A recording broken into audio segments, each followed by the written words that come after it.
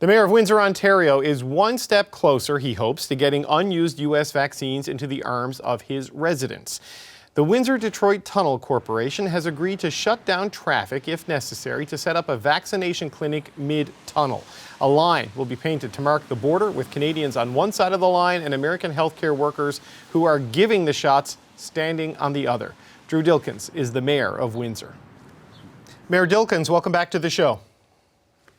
Thanks, David. So walk me through this idea of yours, like how this would work. I mean, who would be administering the shots? Would it be Americans or Canadians? What's the plan? Let me tell you, the preferred alternative is actually just to have more vaccines shipped, the surplus vaccines from Michigan over to our local system and plug it into the local system. But left with no other choice, we've had to come up with creative alternatives, and we have worked with different partners, either the Ambassador Bridge, the privately owned crossing between the United States and Canada, and of course the Windsor-Detroit Tunnel, which is very unique because the cities of Windsor and Detroit, we respectively own our own halves. And so the tunnel board earlier this week said, Drew, we'll give you unanimous approval to close the tunnel down as often as necessary and for however long you have to do it in order to facilitate COVID vaccinations from Michigan. And by the way, paint a line in the middle of the road so that the Canadians know which side to stay on and the Americans know which side to stay on as well. This sounds like something from the Cold War, like an East and West Berlin type thing, but essentially you'd close down the tunnel, the Americans would bring the needles to one end, you'd bring the people to the other end, they'd meet in the middle and get the shot with their feet firmly planted in their own country? Everyone's feet would be on the right side of the line, but somewhere in the middle of that line, a syringe would hit an arm. And in that syringe would be a COVID vaccine, making someone fully vaccinated in probably about 5 seconds.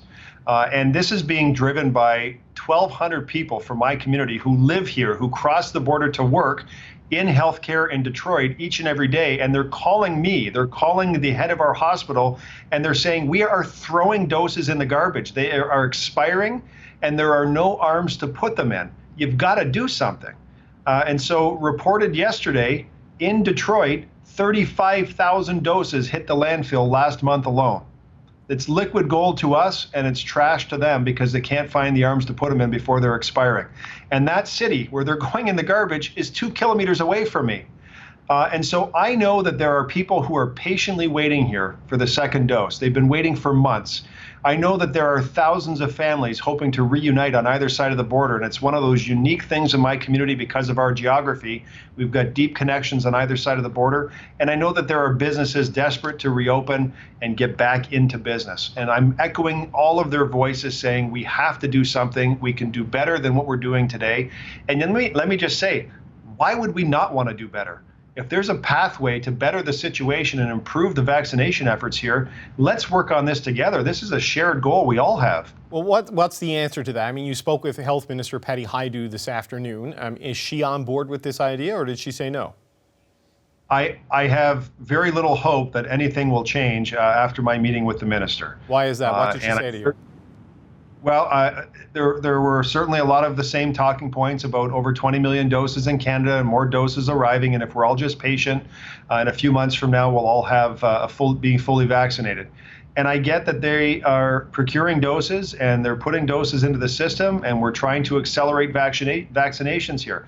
I appreciate that. At the same time, I also know 2 kilometers away from me, they threw 35,000 doses in the garbage. Why is it wrong for me to say I want to further vaccinate my community as fast as possible by making sure that I get those doses into arms so they're not going to landfill? But what's the argument against that, Mayor? Because, okay, they are right. There is a lot of vaccines coming into this country, and the vaccination rate in the country has skyrocketed over the past several weeks. What is the argument against bringing these doses in? I mean, the Americans seem like they've got a problem they need to sort out to get their population more interested in getting shots. But what's the argument against doing this that you received? Well, you know, you can line up the arguments because this is very unconventional. And the system, of course, government is not meant to deal with unique circumstances. But what we've shown during COVID, everyone has been able to adjust, adapt, and pivot where required. And this is just one of those situations where we need to do better than we're doing today. We have a pathway to do better, and we own the infrastructure that would allow us to do better. And the best part for me is it's people in my community who work over there who are offering to procure the doses and bring them back to us. and we can do them on the plaza at the border crossing. We can do them in the middle of the tunnel at the border line. And heck, if all of that doesn't work out, we can put boats in the water because we live on an international waterway and there's no customs out there. I'm not trying to make this, I don't want to get into the theater of this, frankly. I just want to put the shots in the arms, and I'm advocating for the people in my community who are watching doses go in the garbage by the tens of thousands 2 kilometers away and are saying, why can't I get that dose? Why isn't someone advocating to get the dose here? We've spoken about this a couple of times, you and I, on this show, and you know, you keep coming up with creative solutions and options and scenarios under which this could happen. But the answer remains no. So, I mean, how optimistic are you that you're eventually going to get your way or get this to happen before we just get to the point that Canada's own supply kind of takes care of the problem itself? Well, David, let me tell you, in the last 5 or 6 days, 10,000 people in my community signed up for the vaccine waitlist for doses from Michigan. And that is a strong sign about the interest in this particular program, because people here understand that this is something easy to do. Detroit is just an extension of our backyard. This is something that should be easy to facilitate, easy to do, and I'm not going to give up. The more I hear no, when we're trying to do common sense things to improve the situation, the vaccine situation here locally, things that make sense, that are being offered to us by people who live in our community and work over there, the more I hear no, the more resolute I become in wanting to find a solution. So we are not going to give up. We're going to continue to push, and we're going to chase this down to the very end. Okay, Mayor Dilkens, I'm sure we'll talk about this again. Thank you so much for your time. Thanks, David. Hi, I'm Vashi Capellos, host of Power in Politics. See more of our show by subscribing to the CBC News channel or click the link for another video.